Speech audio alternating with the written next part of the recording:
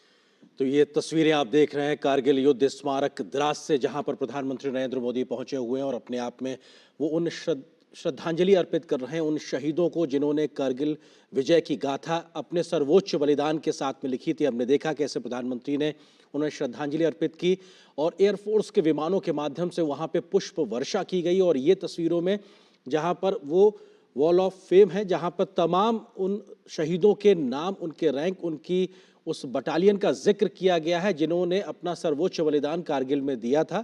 और ये अपने आप में वो दिखाता है कि उन शहीदों की शहादत को याद करने के लिए इस दीवार पर पीतल के बड़ी पट्टिका पर सभी का नाम अंकित किया गया है और यहाँ पर एक विजय स्तंभ के तौर पर उस प्रतीक को भी बनाया गया है जो ये दिखाता है कि कैसे भारतीय रणबांकुरों ने उस दुर्गम इलाके में दुनिया की सबसे ऊंची लड़ी गई लड़ाई को जीत के दिखाया था। हमारे साथ में खास मेहमान कारगिल युद्ध में अपनी सहभागिता करने वाले कर्नल गिरीश कुमार मेहदी रत्ता जी लगातार जुड़े हुए हैं। और मेहदी रत्ता जी, एक बार फिर से आपसे समझना चाहेंगे कि 25 साल के बाद देश का सर्वोच्च नेतृत्व जब अब उन शहीद जवानों को याद करता है, हुआ मौजूद है, तो ये दिखाता है कि 140 करोड़ भारतीय सम्मान के साथ में वहां मौजूद हैं और सबका सर झुका हुआ है उन शहीदों के शहादत के आगे। कर्नल मेहदी रत्ता जी। बिल्कुल सही कहा आपने, सर झुका हुआ है शहादत के आगे। मैंने आपको बता रहा था कि ये जो लड़ाई हुई है, ये हथियार is important in the war, जरूरी है, but it is man behind the weapon which matters most.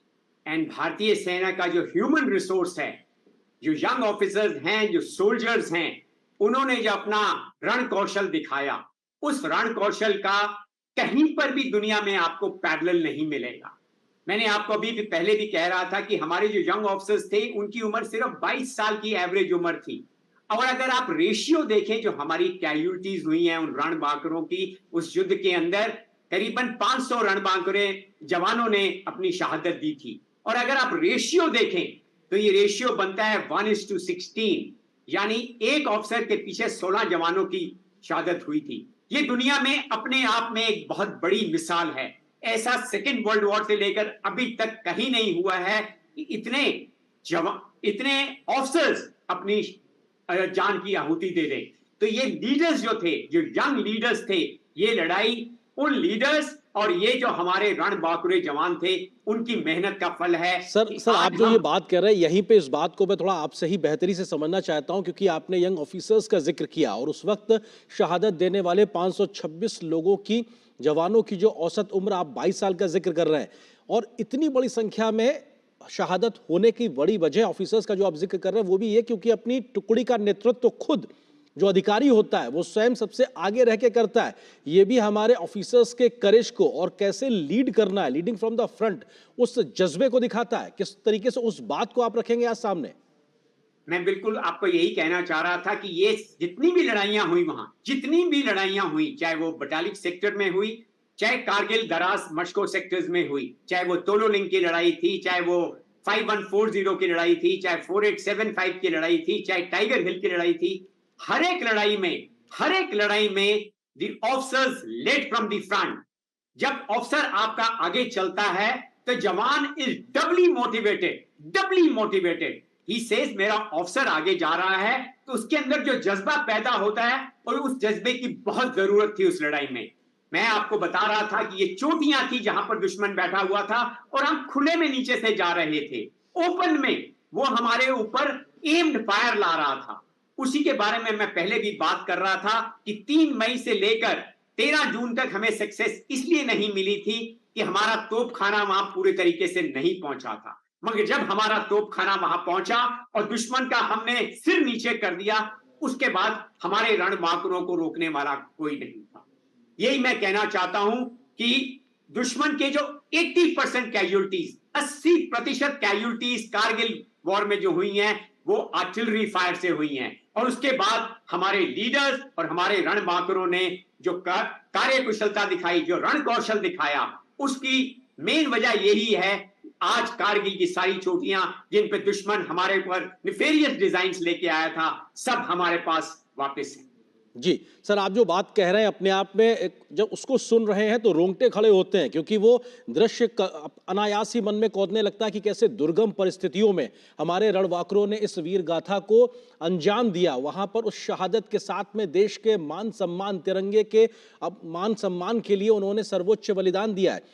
कौन से बड़े पड़ाव आप देखते हैं? आपने एक बात का जिक्र किया कि जब तोपखाने की एक तरीके से वहां हमारी मौजूदगी हुई, वहां से पाकिस्तानियों के पैर पीछे होना शुरू हुए।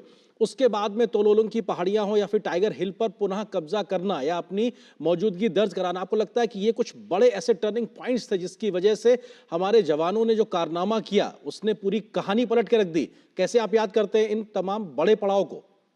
बड़ा पड़ाव मैं कहना चाहूंगा, ये तोलोलिंग की बैटल थी, दैट लेड द फाउंडेशंस। उसने नींव रखी थी हमारी जीत की, और वो नींव तभी रखी गई थी जब हमने एक नया कॉन्सेप्ट आर्टिलरी फायर में लाए थे। 100 गन्स आप अंदाजा भी नहीं लगा सकते। 100 गन्स हम एक टारगेट के ऊपर मार रहे थे। almost 9,000 rounds were fired on the Tololing feature in a matter of couple of hours. कुछ ही घंटों में 9,000 गोले अगर आप एक टारगेट के ऊपर मारते हैं तब अंदाजा लगा लिए, it is something like a micro nuke which has been fired. और जो हमने पाकिस्तान सेना के इंटरसेप्ट पकड़े, वो इंटरसेप्ट में यही बोल रहे थे कि हिंदुस्तान की आर्टिलरी ने, हिंदुस्तान के तोपखाने ने हमारे ऊपर कहर ढा दिया है, हमें बचाओ। वो अपने सीनियर्स को ये बता रहे थे। मैं आपको इसमें यहां पर एक और चीज कहना चाहूंगा, एक नए कॉन्सेप्ट की शुरुआत इस लड़ाई से हुई थी, और उसके बाद इन्फेंट्री और आर्टिलरी का जो समन्वय हुआ था, जो कोऑर्डिनेशन हुआ था, जो मेल जोल हुआ था, वो एक मेन कारण था जिसकी वजह से कर्नल गिरीश हमें मरियत्ता जी, पीछे अब आपको बिल्कुल नहीं विनम्रता से देखना रोकना पड़ा। चाहेंगे। कुछ और तस्वीरें और गौरव गाथाएं हम आपके साथ साझा करना चाहते हैं इस मौके पर, जो कि लगातार ये याद दिलाता है कि 25 साल का जो ये सफर है किस तरीके से अपने आप में पूरा हुआ। और आज युद्ध स्मारक द्रास में, जो कारगिल युद्ध स्मारक है, वहां प्रधानमंत्री पहुंचे हुए हैं वहां पे श्रद्धांजलि अर्पित करने के लिए। तस्वीरें आप लगातार देख रहे हैं। शहीदों की चिताओं पर लगेंगे हर बरस मेले। जय हिंद, मैं राइफलमैन अमित सिंह। और मैं राइफलमैन जीवन श्रेष्ठ, 7 बटालियन 11 गोरखा राइफल, भारतीय सेना की तरफ से आप सभी का इस कारगिल वॉर मेमोरियल में हार्दिक स्वागत तथा अभिनंदन करते हैं। कारगिल युद्ध का एक बड़ा भाग इसी द्रास सेक्टर से लड़ा गया।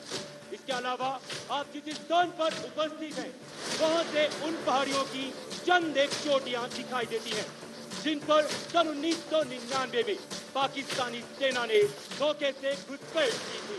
आप जिस रास्ते से आए हैं उसे नेशनल हाईवे के नाम से जाना जाता है।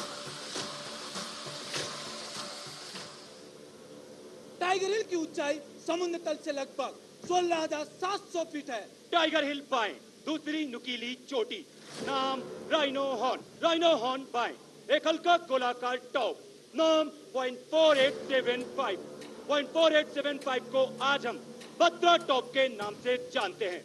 आपके सामने तोलोलिंग पहाड़ पर दुश्मन के करीब 100 सैनिक थे। ये उनके द्वारा की गई एक गहरी घुसपैठ थी। वहां से दुश्मन NH-1 पर प्रभावशाली फायर डाल रहा था। 2 जुलाई की रात दोनों ही बटालियनों ने भिन्न भिन्न दिशाओं से हमला शुरू किया। लक्ष्य कठिन था पर असंभव नहीं।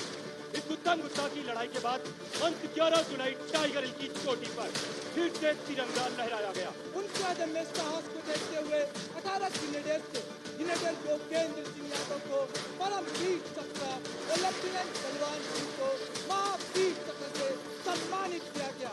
.4875 को उसके आसपास की चोटियों को कब्जा करने की जिम्मेदारी 13 जम्मू एंड कश्मीर राइफल, 17 चार व 2 नागा को दी गई।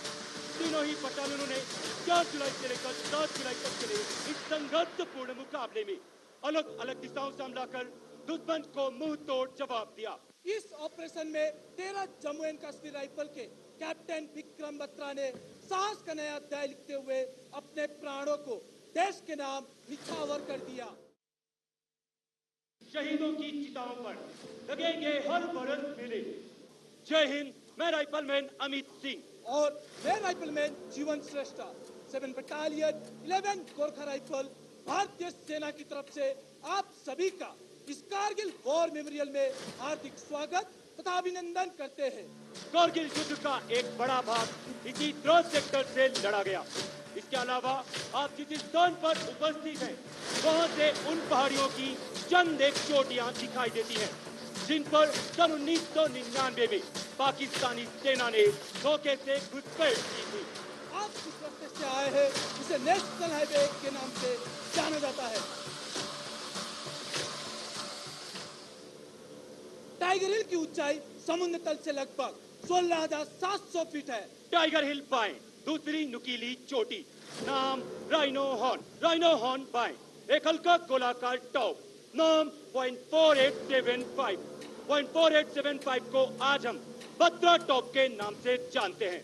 आपके सामने तोललिंग पहाड़ पर दुश्मन के करीब 100 सैनिक थे। ये उनके द्वारा की गई एक गहरी घुसपैठ थी। वहां से दुश्मन NH-1 पर प्रभावशाली फायर डाल रहा था। 2 जुलाई की रात दोनों ही बटालियनों ने भिन्न भिन्न दिशाओं से हमला शुरू किया। लक्ष्य कठिन था पर असंभव नहीं। इस गुत्थम गुत्था की लड़ाई के बाद अंत 11 जुलाई टाइगर हिल की चोटी पर फिर से तिरंगा लहराया गया। उनके अदम्य साहस को देखते हुए 18 ग्रेनेडियर्स थे, जिन्हें योगेंद्र सिंह यादव को परमवीर चक्र और लेफ्टिनेंट बलवान सिंह को महावीर चक्र से सम्मानित किया गया। 0.4875 उसके आसपास की चोटियों को कब्जा करने की जिम्मेदारी 13 जम्मू एंड कश्मीर राइफल्स, 17 जाट व 2 नागा को दी गई। तीनों ही बटालियनों ने 4 जुलाई से लेकर 7 जुलाई तक चले इस संघर्षपूर्ण मुकाबले में अलग अलग दिशाओं से हमला कर दुश्मन को मुंह तोड़ जवाब दिया। इस ऑपरेशन में 13 जम्मू एंड कश्मीर राइफल के कैप्टन विक्रम बत्रा ने साहस का नया अध्याय लिखते हुए अपने प्राणों को देश के नाम निछावर कर दिया। शहीदों की चिताओं पर लगेंगे हर बरस मेले। जय हिंद, मैं राइफलमैन अमित सिंह और मैं राइफलमैन जीवन श्रेष्ठ 7 बटालियन 11 गोरखा राइफल भारतीय सेना की तरफ से आप सभी का इस कारगिल वॉर मेमोरियल में हार्दिक स्वागत तथा अभिनंदन करते हैं। कारगिल युद्ध का एक बड़ा भाग इसी द्रास सेक्टर से लड़ा गया। इसके अलावा आप जिस स्थान पर उपस्थित हैं, वहां से उन पहाड़ियों की चंद एक चोटियां दिखाई देती हैं, जिन पर सन 1999 में पाकिस्तानी सेना ने धोखे से घुसपैठ की थी। आप जिस रास्ते से आए हैं उसे नेशनल हाईवे के नाम से जाना जाता है। टाइगर हिल की ऊंचाई समुद्र तल से लगभग 16,700 फीट है। टाइगर हिल बाएं, दूसरी नुकीली चोटी, नाम राइनो हॉर्न बाएं, एक हल्का गोलाकार टॉप, नाम 0.4875 को आज हम बत्रा टॉप के नाम से जानते हैं। आपके सामने तोललिंग पहाड़ पर दुश्मन के करीब 100 सैनिक थे। ये उनके द्वारा की गई एक गहरी घुसपैठ थी। वहां से दुश्मन NH-1 पर प्रभावशाली फायर डाल रहा था। 2 जुलाई की रात दोनों ही बटालियनों ने भिन्न भिन्न दिशाओं से हमला शुरू किया। लक्ष्य कठिन था पर असंभव नहीं। इस गुत्थम गुत्था की लड़ाई के बाद अंत 11 जुलाई टाइगर हिल की चोटी पर फिर से तिरंगा लहराया गया। उनके अदम्य साहस को देखते हुए 18 ग्रेनेडियर्स थे, जिन्हें योगेंद्र सिंह यादव को परमवीर चक्र और लेफ्टिनेंट बलवान सिंह को महावीर चक्र से सम्मानित किया गया। 0.4875 उसके आसपास की चोटियों को कब्जा करने की जिम्मेदारी 13 जम्मू एंड कश्मीर राइफल्स, 17 जाट व 2 नागा को दी गई। तीनों ही बटालियनों ने 4 जुलाई से लेकर 7 जुलाई तक चले इस संघर्षपूर्ण मुकाबले में अलग अलग दिशाओं से हमला कर दुश्मन को मुंह तोड़ जवाब दिया। इस ऑपरेशन में 13 जम्मू एंड कश्मीर राइफल के कैप्टन विक्रम बत्रा ने साहस का नया अध्याय लिखते हुए अपने प्राणों को देश के नाम निछावर।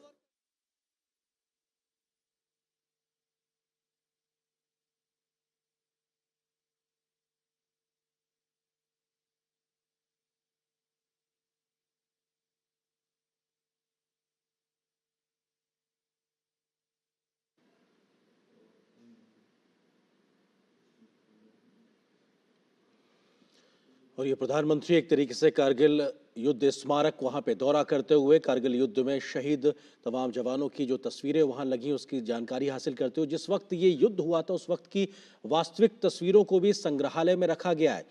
कौन से साजो सामान इस्तेमाल किए थे भारतीय सैनिकों ने, उसका भी संग्रहित किया गया है। तो पाकिस्तान के कब्जे से बरामद किए गए गोला बारूद और तमाम अन्य प्रकार के सामान को भी इस संग्रहालय में संरक्षित किया गया है। भारतीय शौर्य की गाथाएं भी यहाँ पे लिखी गई हैं। किस तरीके से जो वीर शहीद सैनिक हैं उनकी कहानियां थी, कैसे उन्होंने इस युद्ध को अंजाम तक पहुंचाया, उसका जिक्र भी इस संग्रहालय में साफ तौर से रखा गया है। किन किन रेजिमेंट्स के तमाम जवानों ने जो अपना योगदान दिया है, जिन हथियारों से इस लड़ाई को लड़ा, लेकिन जो जज्बे की कहानियां हैं वो भी यहाँ पर कविताओं के तरीके से उकेरी गई हैं उनके याद उनको करने के लिए। और ये अपने आप में दिखाता है कि देश के लिए सर्वोच्च बलिदान देने वालों को देश भूला नहीं है। आज भी उनके इस योगदान के लिए 140 करोड़ भारतीय सम्मान के साथ अपना सर झुकाते हैं। ऐसे तमाम योद्धाओं ने जिन्होंने भारतीय मान सम्मान, तिरंगे के मान सम्मान के लिए जो काम किया, अपना जो सर्वोच्च बलिदान दिया, उसका नमन करने के लिए प्रधानमंत्री का पहुंचना ये दिखाता है कि पूरा देश उन शहीदों की शहादत के आगे खड़ा हुआ है। और ये तमाम प्रकार के वहाँ पे डायग्राम्स भी बनाए गए हैं जिसमें वो भौगोलिक परिस्थितियों को दर्शाया गया है कि कैसे नीचे की जगह से ऊपर तक के वहाँ तक पहुँचे। हट ऑफ रिमेम्बरेंस है जहाँ पर, और यहाँ पे अमर संस्मरण जो एक तरीके से यहाँ संग्रहित किए गए हार्ट ऑफ रिमेम्बरेंस के तौर पर इस युद्ध स्मारक का वो हिस्सा जाना जाता है जहाँ पर तमाम चीज़ों को सहेजा गया है। और यहाँ पर वो भी साजो सामान रखा गया है जो पाकिस्तानियों के कब्जे से बरामद किया गया था। और हार्ट ऑफ रिमेम्बरेंस अपने आप में उन शहीदों की तमाम यादों का जिक्र भी करता है और तमाम ऐसे पत्र भी जो उन वीर जवानों ने अपने परिजनों को लिखे थे जिसमें देशभक्त की भावना से ओतप्रोत वो शब्द, वो भावनाएं कहीं ना कहीं झलकती हैं, उन सब को संग्रहित करने का काम भी किया गया है। तो सिर्फ इतना ही नहीं कि उन शहीदों को हम याद करते हैं, बल्कि उनके जीवन से जुड़ी हुई, उनकी शौर्य गाथाओं से जुड़ी हुई तमाम बातों को इस रिमेम्बरेंस स्थल पे यहाँ पे रखा गया है। और उसके बारे में प्रधानमंत्री नरेंद्र मोदी जानकारी हासिल करते हुए और विभिन्न जो बटालियंस हैं उनके जो अफसर्स थे, उनके जो जवान थे जिन्होंने अपनी शहादत दी है, जिन्होंने अपनी कुर्बानी दी है, उनकी तस्वीरें भी यहाँ पे मौजूद हैं और उनके नामों को भी अंकित किया गया है। और ये अपने आप में वो उस वक्त की युद्ध के समय की वास्तविक तस्वीरें भी हैं जो यहाँ संग्रहित की गई हैं। तमाम वो युद्ध लड़े जाने वाले साजो सामान भी लिखे हुए हैं और शौर्य गाथाओं को भी यहाँ उकेरा गया है और जिसकी जानकारी प्रधानमंत्री हासिल करते हुए, और ये तमाम वो जगह जो भौगोलिक विषमताओं को दर्शाती हैं कि कैसे नीचे रहते हुए भी हजारों हजार फीट की ऊंचाई पे बैठा हुआ ऊपर दुश्मन जो सीधे टारगेट करने में सक्षम था, बावजूद उसके हौसले को पस्त करते हुए हमने उसको हराकर अपनी विजय गाथा को लिखा है। तो ये तस्वीरें आप लगातार प्रधानमंत्री के दौरे से जुड़ी हुई देख रहे हैं और ये ग्रुप फोटो है जिसमें तमाम वो परिजन मौजूद हैं जिनके परिजनों ने शहादत दी है। उस वक्त के जो तमाम जो शहादत देने वाले लोग हैं उनके परिजन भी मौजूद हैं, प्रधानमंत्री की मौजूदगी है, तमाम सेना के बड़े अधिकारी मौजूद हैं और ये दिखाता है कि परिजनों के साथ पूरा देश आज खड़ा हुआ है और तिरंगे की तले ये सबकी मौजूदगी दिखाता है कि ये भारत माता की जय और भारत के इस तिरंगे और मान सम्मान के लिए पीछे दिख रही इन चोटियों, भले ही ये जमीन का एक टुकड़ा मात्र कहा जाए लेकिन वो एक टुकड़ा नहीं, हमारे मान सम्मान का प्रतीक है जिसकी एक एक इंच जमीन को हमने अपनी शौर्य की गाथाओं से अपने लहू को बहाकर हासिल किया और दिखाया दुनिया को और दिखाया पाकिस्तान को कि आपकी एक भी नापाक हरकत को हम नेस्तनाबूद कर देंगे। और ये उस अमर गाथा, उस विजय पथ की कहानी है जो हमारे देश के रणबांकुरों ने, सेनाओं ने मिलकर लिखी है आज से 25 साल पहले कारगिल के युद्ध में। और आज 25 साल का ये पड़ाव हमें उन शहीदों की, उन तमाम युद्धकर्मियों के योगदान को याद दिलाता है जिन्होंने अदम्य शौर्य और पराक्रम को दिखाते हुए आज के इस दिन तक पहुंचने का हम देशवासियों को मौका दिया है। 26 जुलाई 1999 वो दिन जब उस वक्त प्रधानमंत्री रहे अटल बिहारी वाजपेयी जी ने युद्ध जीतने की घोषणा की थी और ये कहा था कि अब ये ऑपरेशन विजय पूरा हुआ है और देश ने इस युद्ध को जीत लिया है। तमाम ऐसे मौके आए जब हमारी तमाम रणनीतियां उतनी कारगर साबित होती नजर नहीं आई, लेकिन हर बदलते दिन के साथ हमने अपनी रणनीति को बदला, कैसे इन्फेंट्री ने अपनी लड़ाई लड़ी, कैसे वायुसेना ने अपने मोर्चेबंदी की और उसके बाद जाके पाकिस्तान की इस घुसपैठ की कोशिश को पूरी तरह नाकाम किया गया। पाकिस्तान के उस वक्त के प्रधानमंत्री नवाज शरीफ अमेरिका दौड़कर गए थे किसी तरीके से हमको और हमारे देश को बचा लीजिए, क्योंकि हिंदुस्तान ने इस बात का प्रण लिया था कि हम अपनी एक एक इंच जमीन वापस लेने तक रुकने वाले नहीं हैं। और ये संदेश साफ तौर से दुनिया को दिया गया था और उस वक्त हिंदुस्तान को इस लड़ाई में कई प्रकार से कुछ देशों की जो मदद भी मिली, जिसमें इजराइल का नाम बेहतरी से आता है कि युद्ध सामग्री की एक मौजूदगी होना भी बहुत मायने रखता है। लेकिन साजो सामान ही नहीं, युद्ध के गोली बारूद और गोला ही नहीं, बल्कि जो जज्बे की कहानी, जिस जज्बे से इस युद्ध को भारतीय रणबांकुरों ने, नौजवानों ने, जवानों ने उस वक्त लड़ा, ये उसकी कहानी है। और शायद इसीलिए कारगिल युद्ध स्मारक में एक विजय पथ का निर्माण भी किया गया है, जिसके दोनों ओर तमाम शहीदों के बारे में जानकारी लिखी गई। और उस विजय पथ को विजय पथ नाम ही इसलिए दिया गया है कि इस पथ के माध्यम से आप जब वहां से गुजरेंगे तो तमाम उन शहीदों के नाम, स्मारक और उनकी गाथाओं को वहां उकेरने से, पढ़ने के आप जान पाएंगे कि कैसे इस माध्यम से, इस शौर्य गाथा के तरीके से इन्होंने अपना जो योगदान दिया है, तब जाकर आज ये तिरंगा यहाँ पर अपनी पूरे आन बान के साथ लहराता नजर आ रहा है। ये ग्रुप फोटो प्रधानमंत्री की मौजूदगी कारगिल युद्ध स्मारक द्रास में और ये वीर भूमि में प्रधानमंत्री ने श्रद्धा सुमन अर्पित किए और अपने आप में पूरे देश की ओर से ये प्रधानमंत्री का सर झुकना ये दिखाता है उन शहीदों के सम्मान में कि पूरा देश आज उनके सम्मान में अपना सर झुकाकर खड़ा हुआ है, नतमस्तक है, क्योंकि देश के लिए जब उन्होंने कुर्बानी दी तब जाकर आज देश तरक्की के इस रास्ते पे आगे बढ़ता नजर आ रहा है। चाहे वो आर्थिक सामाजिक गतिविधियों में हम जो भी ऊंचाइयां हासिल कर रहे हैं, आज वैश्विक पटल पर भारत को जो भी मान सम्मान मिल रहा है, उसकी बड़ी वजह ये है कि हमारे सीमाओं को सुरक्षित रखने के लिए जो योगदान देश की सेना, वायुसेना, नौसेना देती है, वो अपने आप में अतुलनीय है। खुला सुरंग प्रथम विस्फोट कार्यक्रम के ऐतिहासिक समारोह में माननीय प्रधानमंत्री श्री नरेंद्र मोदी जी एवं सभी गणमान्य अतिथिगणों का हार्दिक स्वागत एवं अभिनंदन करती हूं। जैसे कि आप सभी को ज्ञात है कि शृंखला सुरंग के निर्माण कार्य का शुभ आरंभ माननीय प्रधानमंत्री जी के कर कमलों द्वारा पहले विस्फोट से किया जाएगा। सर्वप्रथम आपके सामने प्रस्तुत है शृंखला सुरंग की रणनीतिक और आर्थिक महत्व के ऊपर तैयार किया गया एक चलचित्र।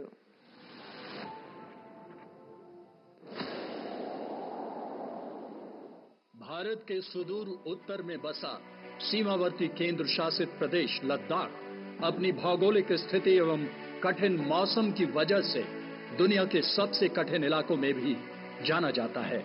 विगत एक दशक से राष्ट्र ने माननीय प्रधानमंत्री श्री नरेंद्र मोदी के गतिशील नेतृत्व में न केवल विरोधियों के नापाक इरादों पर काबू पाने के लिए सक्रिय दृष्टिकोण अपनाया है, बल्कि सीमा पर बुनियादी ढांचे के निर्माण की गति को भी बढ़ावा दिया है। बॉर्डर एरिया डेवलपमेंट और सीमा पर सड़कें, पुल बनाने का काम भी बहुत तेजी से हुआ है। मनाली और लेह के बीच निर्माणाधीन निमू पदम दारचा रोड पर शृंखला दर्रे पर 4,800 मीटर की ऊंचाई पर दुनिया की सबसे ऊंची शृंखला सुरंग के निर्माण की मंजूरी भारत सरकार की सक्रिय पहलों में से एक है। सीमा सड़क संगठन को इस महत्वाकांक्षी परियोजना के कार्यान्वयन की जिम्मेदारी सौंपी गई है।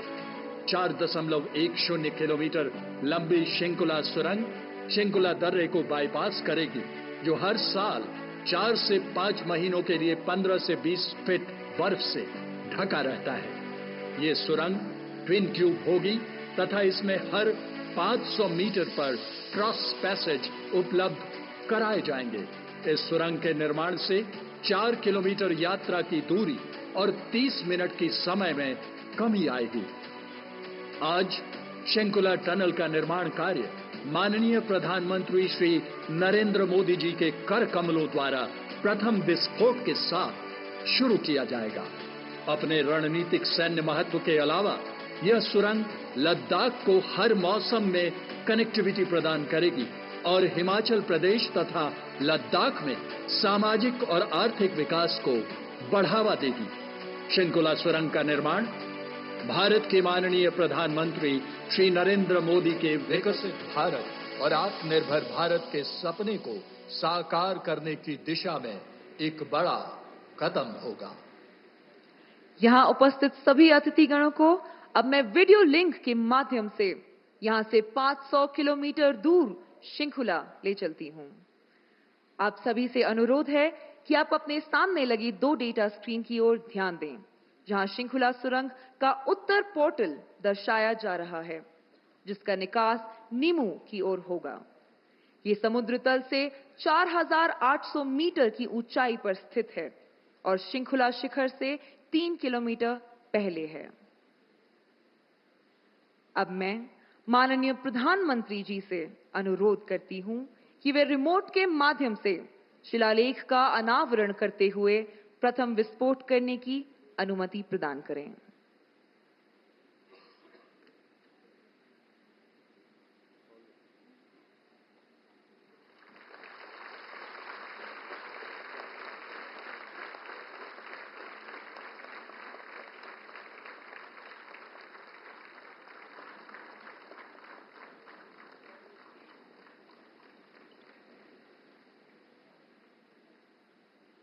अब कुछ ही क्षणों में आप शंकुला सुरंग का पहला विस्फोट देखेंगे, जिससे सुरंग के निर्माण कार्य की शुरुआत होगी।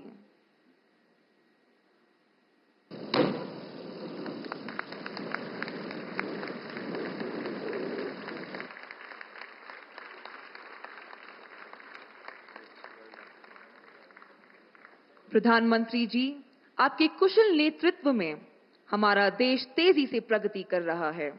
आपकी दूरदर्शिता और सशक्त नीतियों ने हमें आत्मनिर्भर भारत की ओर अग्रसर किया है।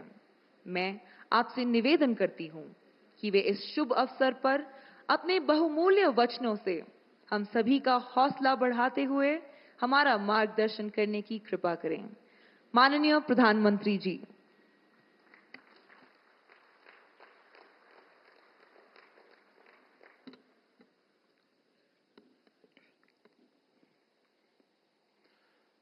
भारत माता की, भारत माता की आवाज पहाड़ी के उस पार सुनाई देनी चाहिए। भारत माता की, भारत माता की। लद्दाख के lieutenant governor B D Mishra ji, केंद्रीय मंत्री Sanjay Seth, chief of defence staff general Anil Chauhan, तीनों सेनाओं के सेनाध्यक्ष, करगिल युद्ध के समय सेनाध्यक्ष रहे जनरल वीपी मलिक जी, पूर्व सेनाध्यक्ष जनरल मनेश पांडे जी, वीरता पुरस्कार प्राप्त सेवारत और सेवानिवृत्त सैनिकों, करगिल युद्ध के बहादुर वीरों की माताएं, वीर नारियां और उनके समस्त परिजन, सेना के बहादुर जवानों और मेरे प्रिय देशवासियों, आज लद्दाख की ये महान धरती कारगिल विजय के 25 वर्ष पूरे होने की साक्षी बन रही है। कारगिल विजय दिवस हमें बताता है कि राष्ट्र के लिए दिए गए बलिदान अमर होते हैं। दिन, महीने, वर्ष, सदियां गुजरते हैं, सर्दियां भी गुजरती है, मौसम भी बदलते हैं, लेकिन राष्ट्र की रक्षा के लिए अपनी जान की बाजी लगाने वालों के नाम अमिट रहते हैं। ये देश हमारी सेना के पराक्रमी महानायकों का सदा सर्वदा ऋणी है। ये देश उनके प्रति कृतज्ञ है। साथियों, मेरा सौभाग्य है कि कारगिल युद्ध के समय मैं एक सामान्य देशवासी के रूप में अपने सैनिकों के बीच था। आज जब मैं फिर करगिल की धरती पर हूं, तो स्वाभाविक है वो स्मृतियां मेरे मन में ताजा हो गई है। मुझे याद है किस तरह हमारी सेनाओं ने इतनी ऊंचाई पर इतने कठिन युद्ध ऑपरेशन को अंजाम दिया था। मैं देश को विजय दिलाने वाले ऐसे सभी शूरवीरों को आदरपूर्वक प्रणाम करता हूं। मैं इन शहीदों को नमन करता हूं जिन्होंने कारगिल में मातृभूमि की रक्षा के लिए अपना सर्वोच्च बलिदान दिया। साथियों, कारगिल में हमने केवल युद्ध नहीं जीता था, हमने सत्य, संयम और सामर्थ्य का अद्भुत परिचय दिया था। आप जानते हैं, भारत उस समय शांति के लिए प्रयास कर रहा था। बदले में पाकिस्तान ने फिर एक बार अपना अविश्वासी चेहरा दिखाया। लेकिन सत्य के सामने असत्य और आतंक की हार हुई। साथियों, पाकिस्तान ने अतीत में जितने भी दुष्प्रयास किए, उसे मुंह की खानी पड़ी है। लेकिन पाकिस्तान ने अपने इतिहास से कुछ नहीं सीखा है। वो आतंकवाद के सहारे, प्रॉक्सी वॉर के सहारे अपने आप को प्रासंगिक बनाए रखने का प्रयास कर रहा है।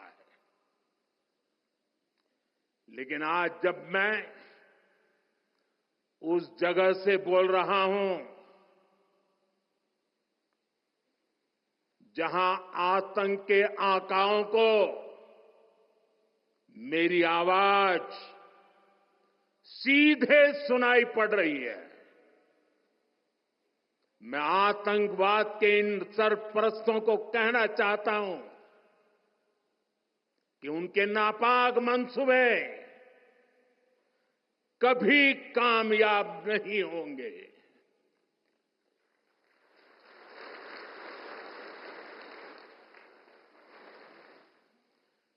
आतंकवाद को हमारे जाबाज पूरी ताकत से कुचलेंगे। दुश्मन को मुंहतोड़ जवाब दिया जाएगा। साथियों, लद्दाख हो या फिर जम्मू कश्मीर, विकास के सामने आ रही हर चुनौती को भारत परास्त करके ही रहेगा।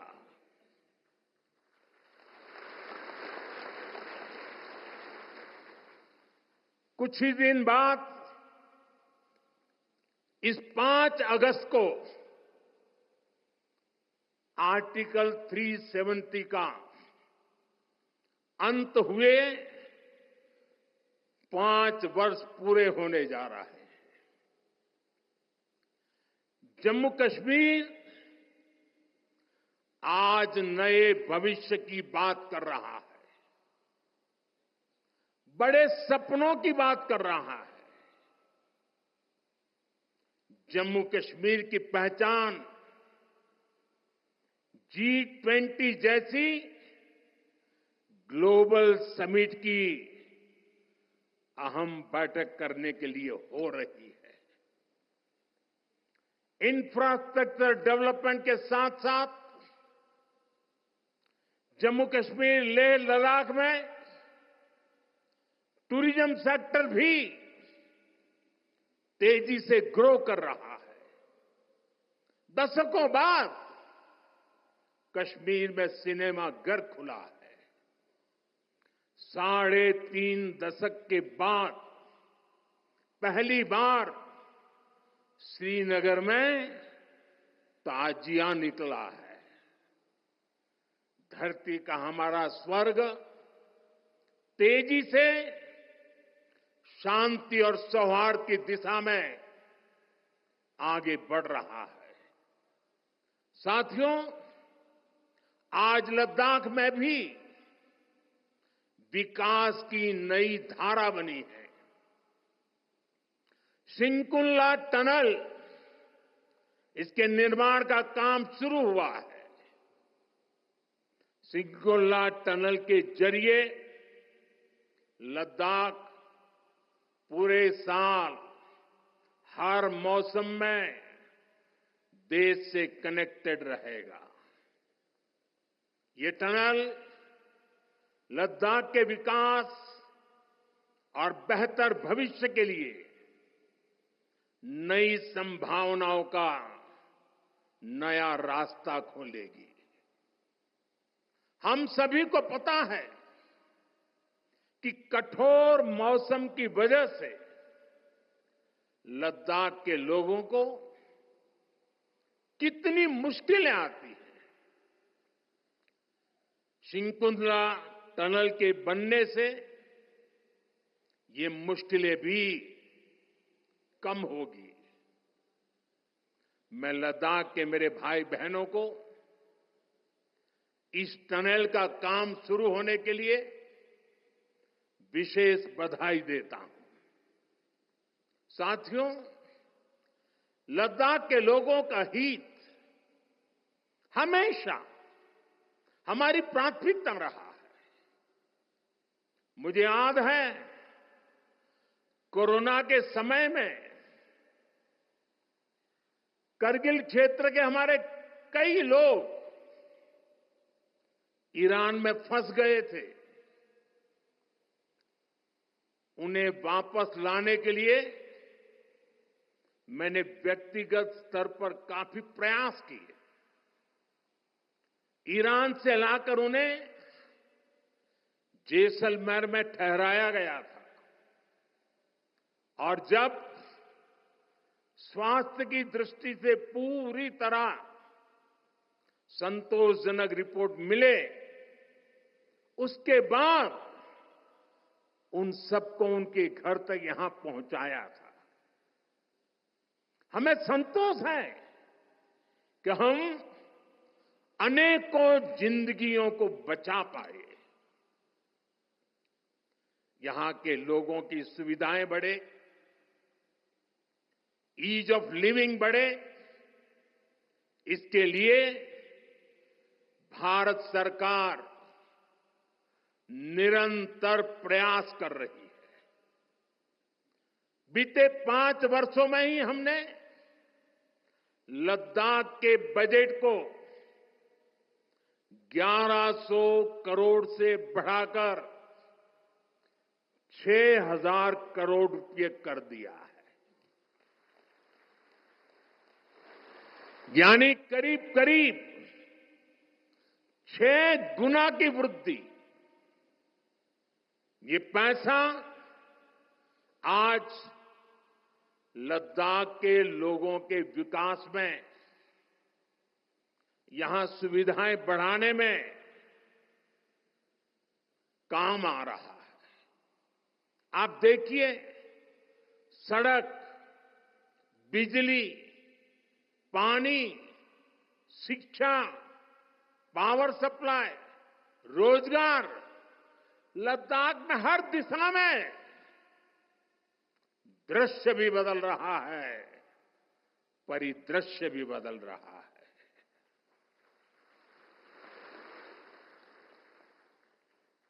पहली बार यहां होलिस्टिक प्लानिंग के साथ काम हो रहा है। जल जीवन मिशन की वजह से अब लद्दाख के 90% से ज्यादा घरों में पाइप से पीने का पानी पहुंच रहा है। लद्दाख के युवाओं को क्वालिटी हायर एजुकेशन मिले, इसके लिए यहां सिंधु सेंट्रल यूनिवर्सिटी का निर्माण हो रहा है। पूरे लद्दाख क्षेत्र को 4G नेटवर्क से जोड़ने का काम भी चल रहा है। 13 किलोमीटर लंबी जोजिला टनल का काम भी जारी है। इसके वजन बनने से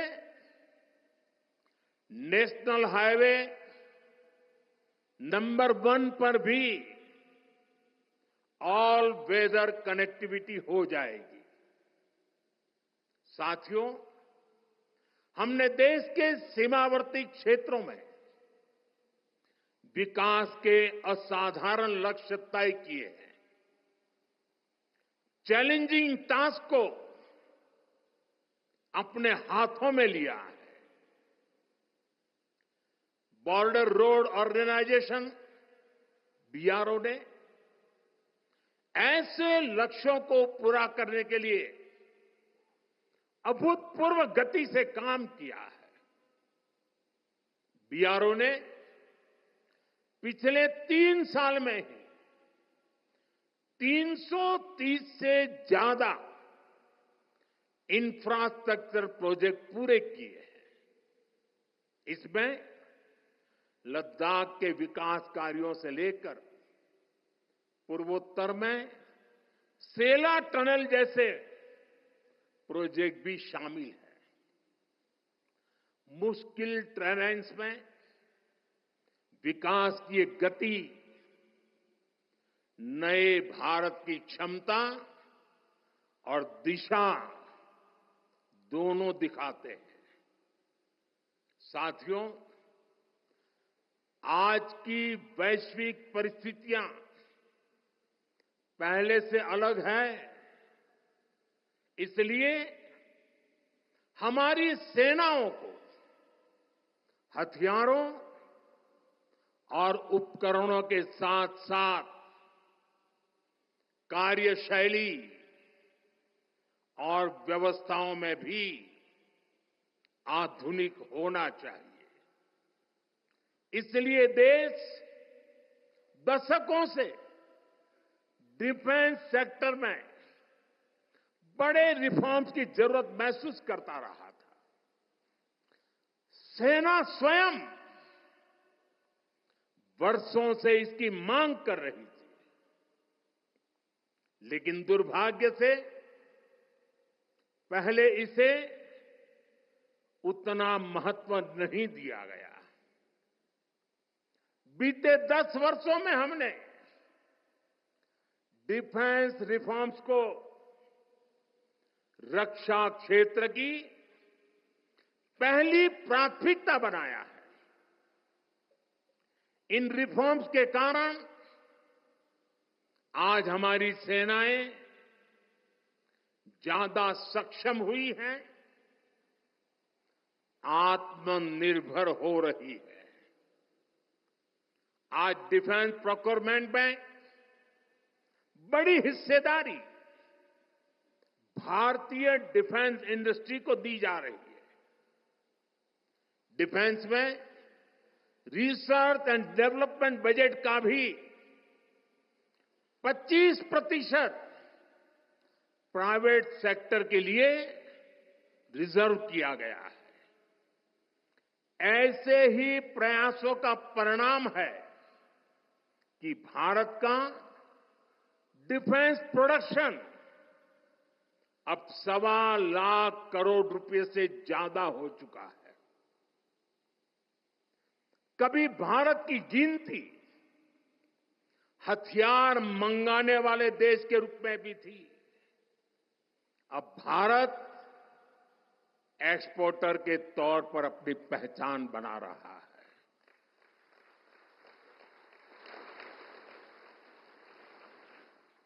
मुझे खुशी है कि हमारी सेनाओं ने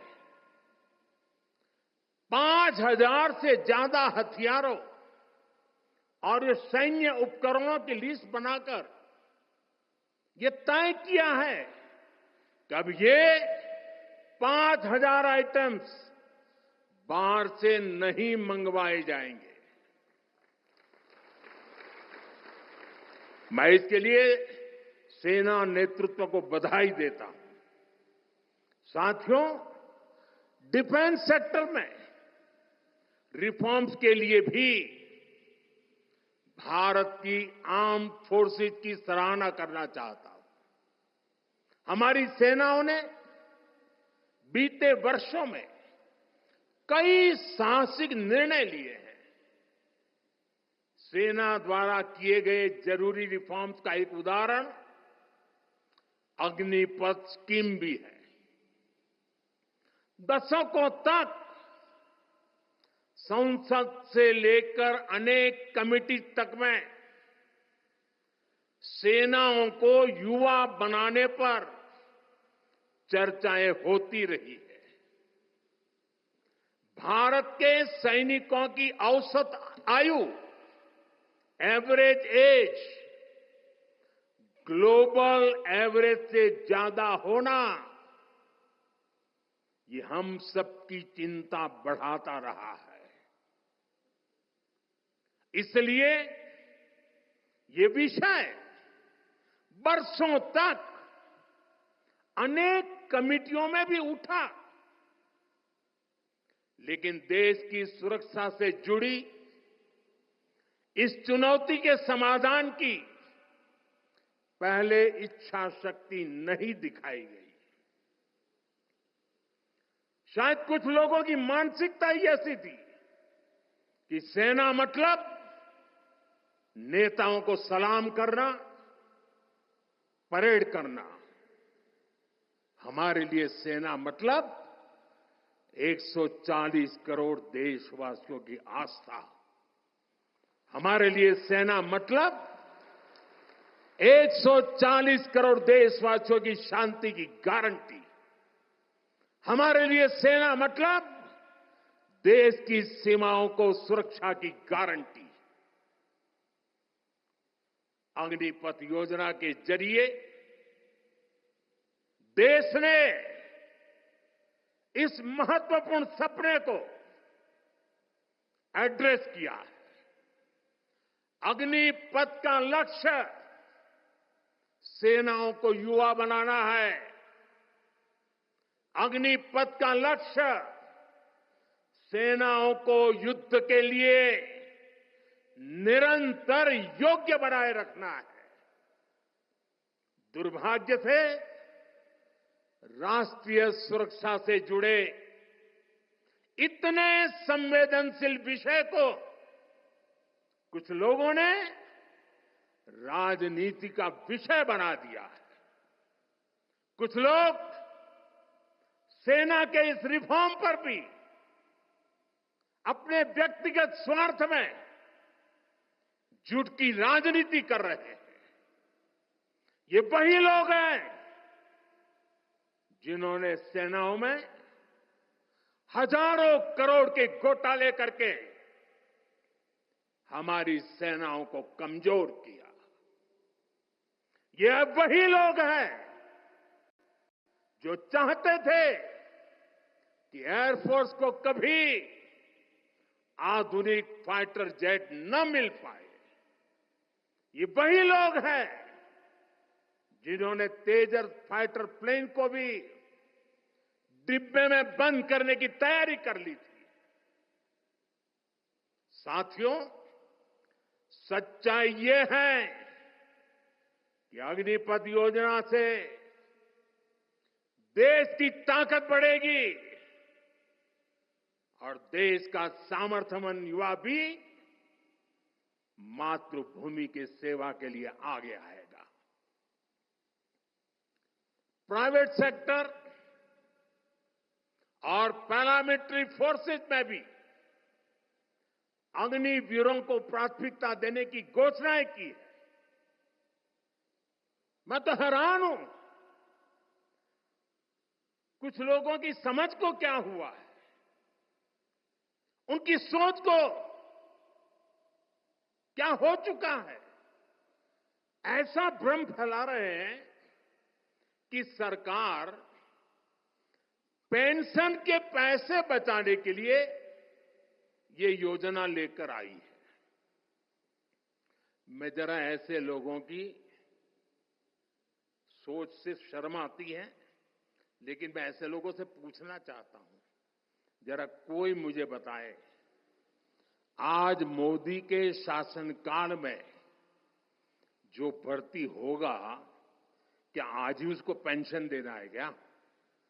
उसको पेंशन देने की नौबत 30 साल के बाद आएगी, और तब तो मोदी 105 साल का हुआ होगा, और तब न भी मोदी की सरकार होगी। क्या मोदी जब 105 साल का होगा, 30 साल के बाद जो पेंशन बचेगा, उसके लिए मोदी ऐसा राजनीतिक है जो आज गाली खाएगा? क्या तर्क दे रहे हैं? लेकिन साथियों, मेरे लिए दल नहीं, देश सर्वोपरि है।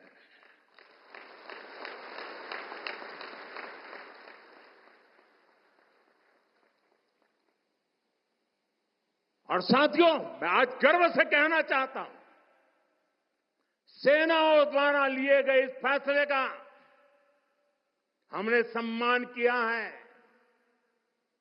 और जैसा मैंने पहले कहा,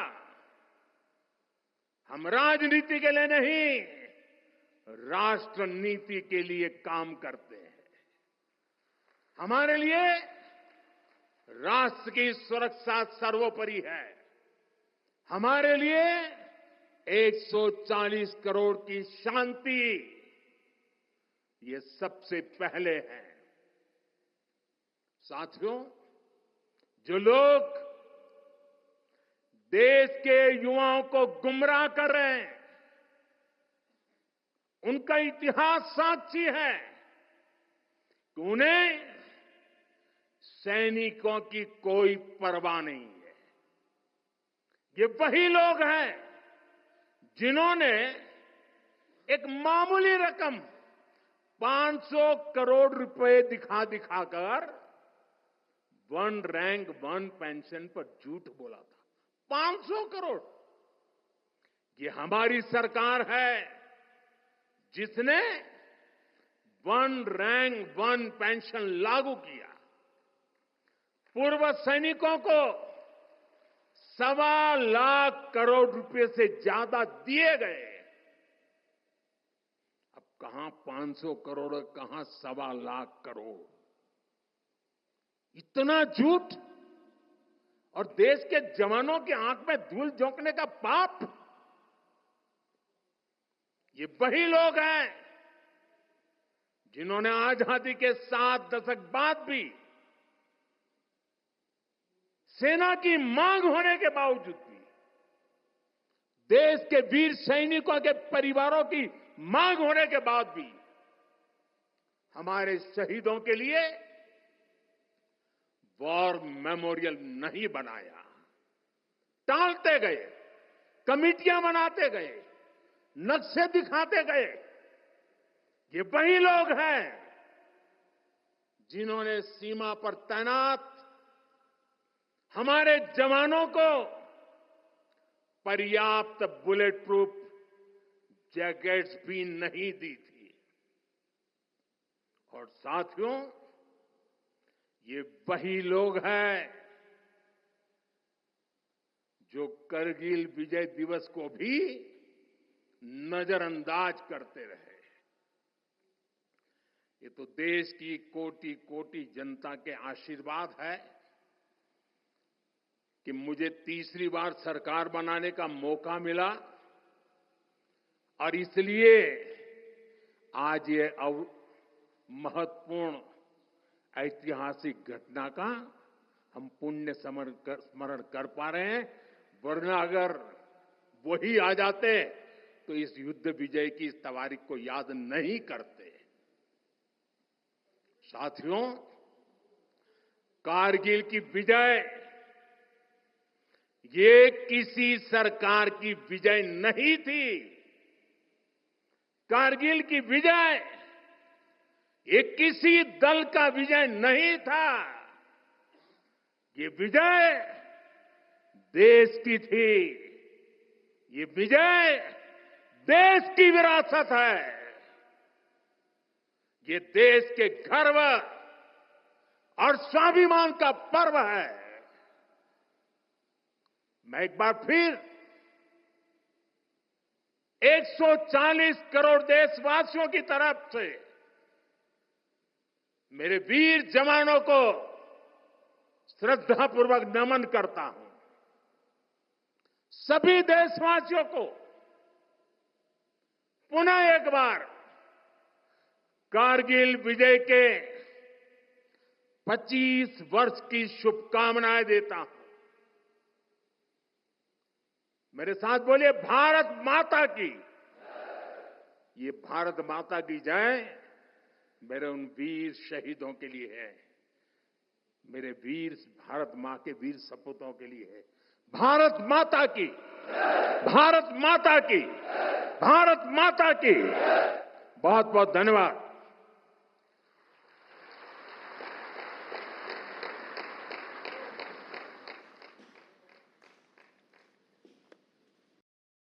Like, share, subscribe.